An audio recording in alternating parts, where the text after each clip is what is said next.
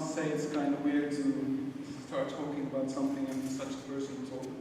I have this tendency to say all personal stuff myself right now, and I'm going to stick to the topic. So we are here to talk about Bildung Academie. And the Bildung Academie, Bildung is an old German word, maybe some of you know the old Bildung ideal.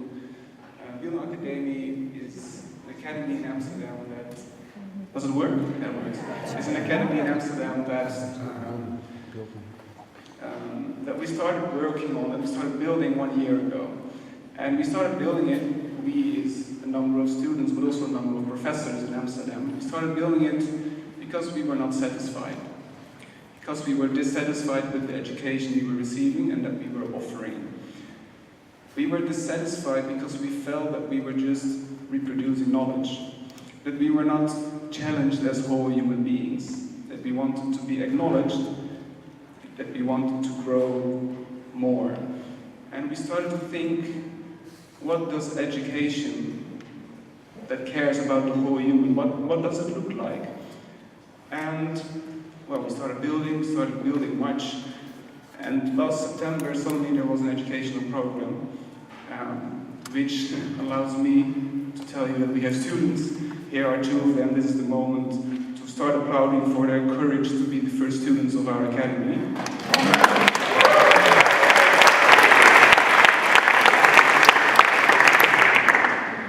And one of the themes, one of the values that we put central in our education is empathy. And that's why we are invited here. And I'm sort of aware that I'm in a discussion here today about compassion and empathy, and I feel that empathy is sort of losing today. So I want to say something for the empathy camp here. For us, in your introduction talk, you said empathy is mostly about feeling and compassion is about doing.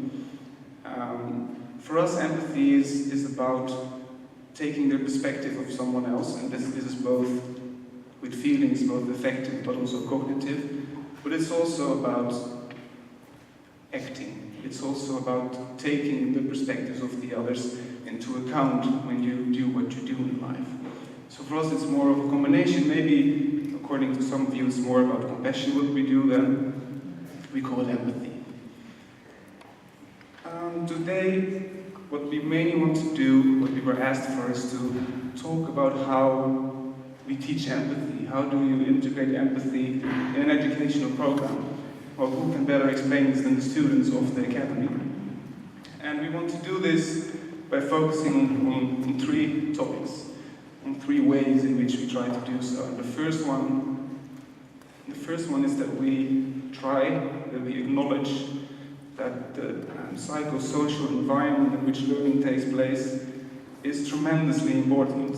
That for any learning to take place, you should think about where am I learning? And this is not only physically, but also what's the mental environment in which we are learning. So if you want to develop yourself empathically, socially, it should take place in an empathic environment.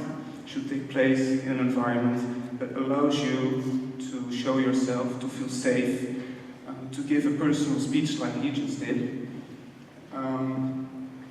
That's what we try to achieve in our academy.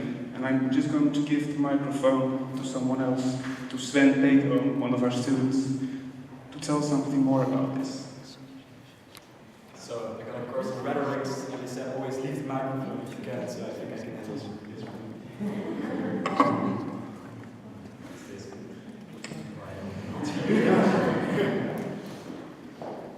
So I want you, for one moment, to imagine a perfect group, like the best group you can imagine. And it could be co-workers, it could be students, it could be a group of people, friends or family. I want you to take a moment to imagine that group.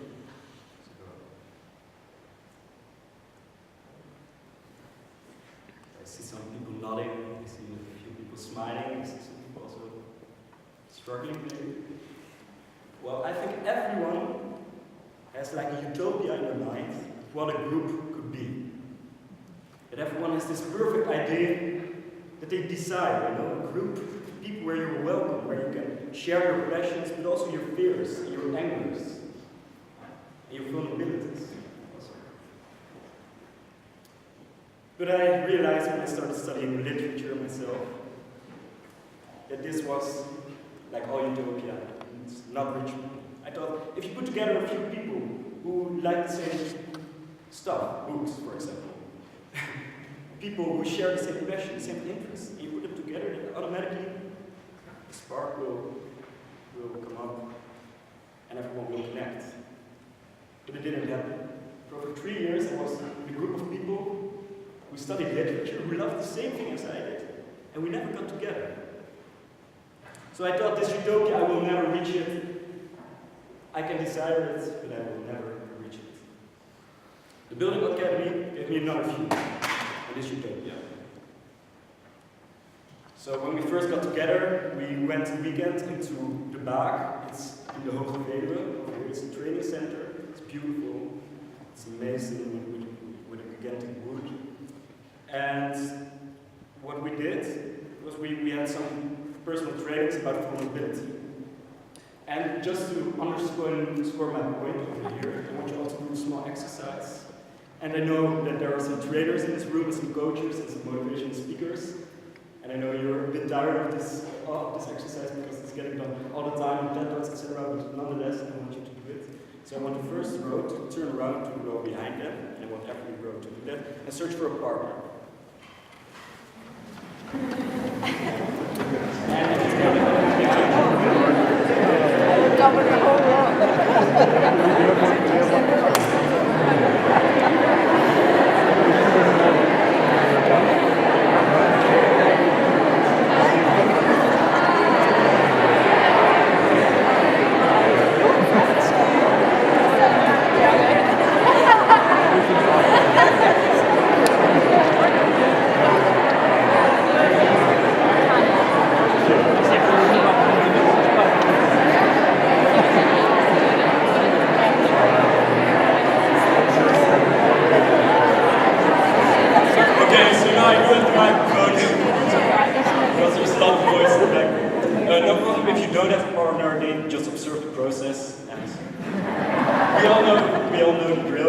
watch each other in the eyes for 1 minute. I'm going to count from when I start saying yes, and just observe each other. So go up, yes, start watching each other.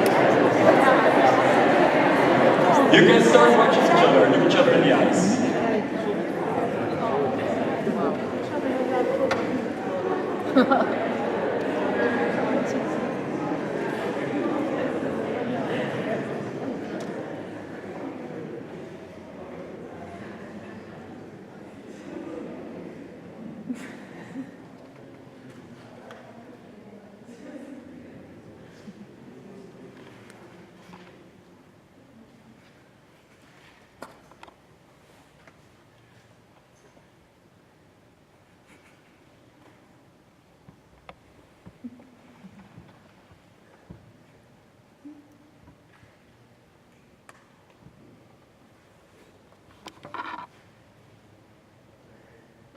Okay, so this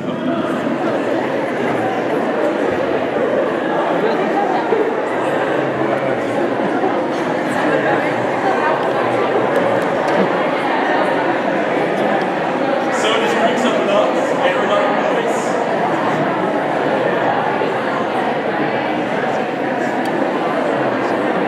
But I'm wondering.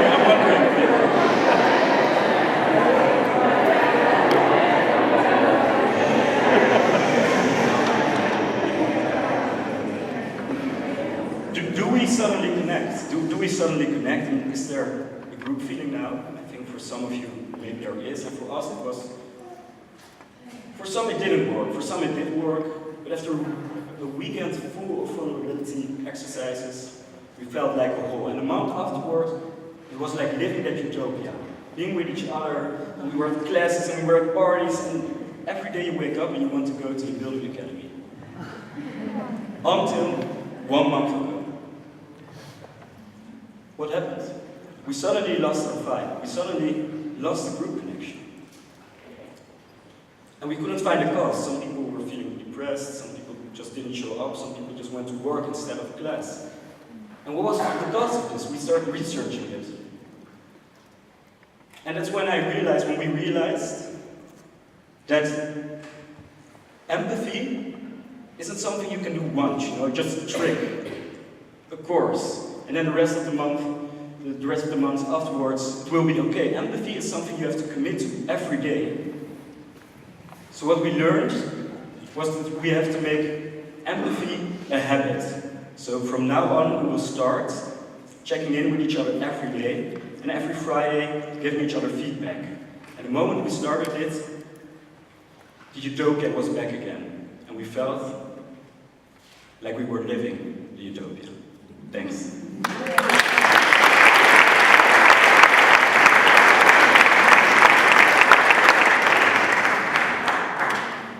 No better commercial than an overly enthusiastic student. Thanks. So that's about the environment in which you are learning. Then there's also how do you learn. And we, and probably most of you, because I see many of you are students right now probably, we experience that in university we mostly learn by reading, by listening to someone speaking, and by writing. Mainly these three. But there's more than that. So in the academy we also try to have people learn by experiencing. And experiencing, you could say, means literally stepping inside someone else's shoes. So if you're studying a very complex issue like money, how does money influence us? You study a complex issue, you don't just look at the theories and talk with an expert, but you also experience what happens if I don't have money for a while? What does it do with me? What happens if I meet someone on the street who doesn't have a home? So we try to give our students experiences in order to connect with the topic more. I would like to give Thomas from there the microphone.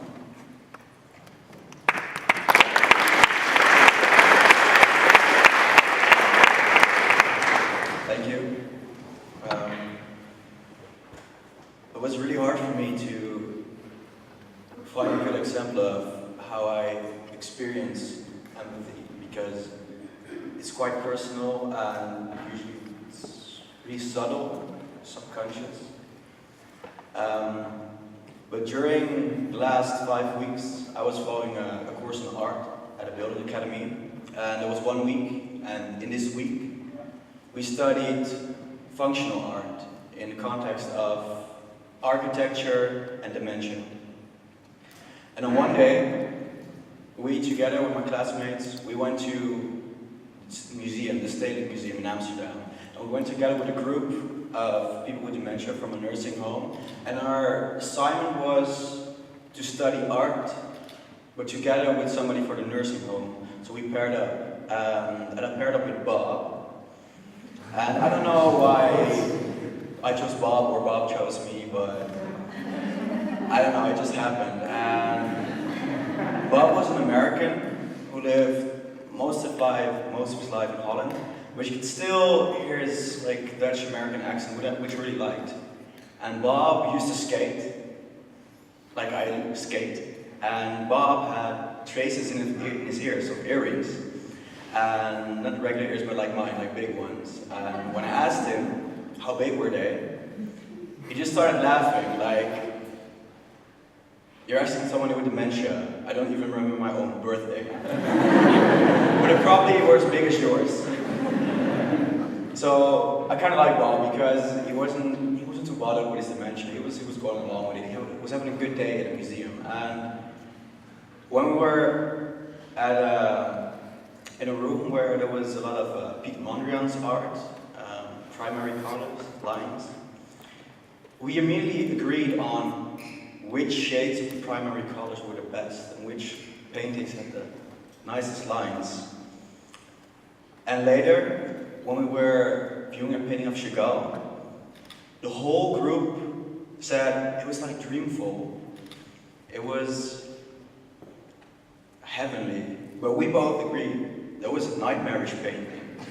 Only 2 people in the group that agreed that it was nightmare, right there on that painting. And these shared opinions about a painting review made me connect with Bob, made me feel like we were alike, the same.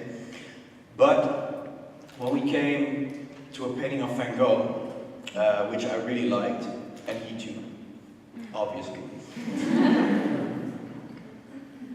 I noticed a difference between us, because when I said that the colors and the direction of the brushstrokes made me think of like wildflowers in the wind that were at a beach where I was surfing last summer. There was a time of 3 weeks when I was not checking my phone, I didn't have a watch. I was basically frozen in that place at that moment for 3 weeks, and standing in front of the painting made me go back there for a second, and that's what I really liked it. And Bob didn't get it, what I was saying. Like, I just saw his face kind of going blank. I asked him, why do you like the painting, Bob? And what he said was, well, I really like the colors, it makes me feel warm. And then I realized that that's basically what I felt. I felt warm. But the only difference was that Bob, he couldn't really get into consciousness why he was getting warm. He just had the same experience, and I realized that having dementia doesn't make you unable to have that same experience or makes you crazy or anything. Because we both had the same experience, and I feel that because we shared the same views on all of the paintings, and we basically felt the same ways about all of the paintings, but he just couldn't get into consciousness how to explain it. And afterwards, I had to sit with some classmates, and we talked about half an hour, and afterwards I went to say goodbye to Bob. And when I tapped him on the shoulder, I said, hey Bob, I have to go, but I really enjoyed it, so hey, have a good day. And he didn't remember who I was. But I noticed that in comparison to the first time I met him, he was really comfortable with me. He was happy to see me, even though he did not know who I was. So I felt that somewhere deep down of him, he still remembers the experience, but perhaps he just lost the way to get into consciousness and to express it to me. This whole thing made me think back about my grandpa, who also had dementia. I was 11 when he died, and sometimes he just used to get out of his chair and say, oh, I have to go to school. And Mommy, why does Grandpa want to go to school? He's really old. And my mother didn't know any other way to explain that. Oh, he's just a bit confused, he's a bit crazy. I was like, oh, crazy Grandpa, but now, like, 11 years later, I'm 22 now, I realized that my grandpa was just not able to make sense of experiences anymore. That might be confusing and stressful perhaps, and that results in behavior that we might think is strange. And it's really hard for me now to explain how this empathic experience learned me something, but I feel like now I really can relate to somebody with dementia even though we can't talk about it. Perhaps we can think about things we experience the same way, but now I believe that we can experience them the same way, and that is enough. And I have my way, another person has their way. And this opened the whole world up for me in really trying to relate to people that are not the same as you. And it was really, really, really valuable for me to have this experience, because now I know that empathy is not just agreeing, but it's just recognizing each other as human beings, both with experiences which you can both relate to. So thank you.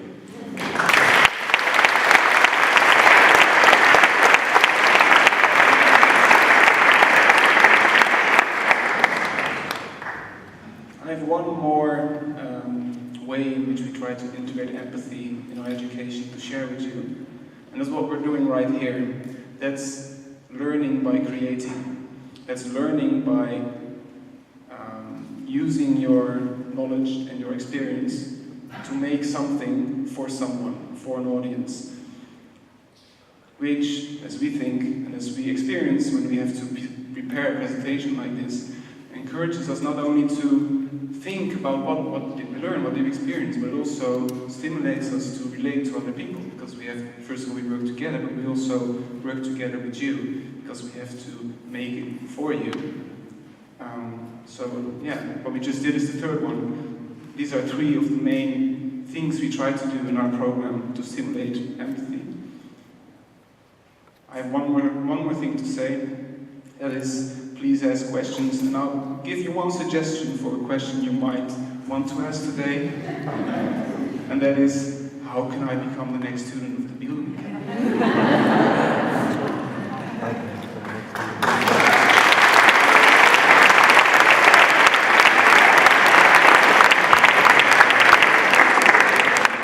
So, who's got that first question? Yes, sure.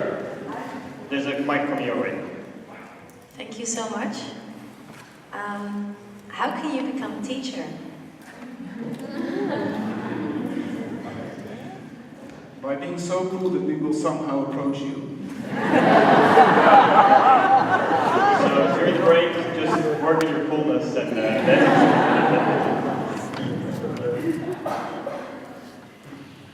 All right. Yeah. Any follow-up on that? Any other questions?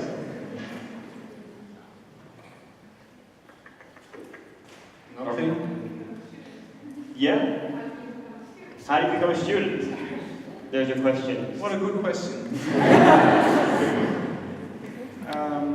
Well, actually, we are trying to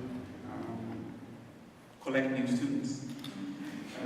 So it's possible to become a student. Our next program will start in February. We have programs which are of exactly one university semester. First of all, look at our website, www.thebildungacademie.nl. But I also have some flyers with me, so I'll stay around the whole day, so if you want to have more practical information, I can hand over some flyers. I think maybe a more general question is, how can people get involved? Because on the one, teaching or becoming a student or just becoming a part of it, is there something maybe that you could... Well, there is some sort of network that we are building, right. Not only in Amsterdam, also in Utrecht, for example, by doing these kind of things. And that goes in two directions. We are a group of people who know people, so we approach people ourselves, but it also goes the other way around. People approach us like, wow, this is inspiring, I think I can relate to this, let's work together. And of course, we really encourage people to do so. So if you really think like, this is something I would like to work with, and also I think I can be useful for them, then yeah, just come to us, speak with us, or send us an email. We have one person in our academy who is specifically assigned to watch over our email, because it's a lot of work sometimes. So you will be answered. Yeah. Thank you very much. Another round of applause.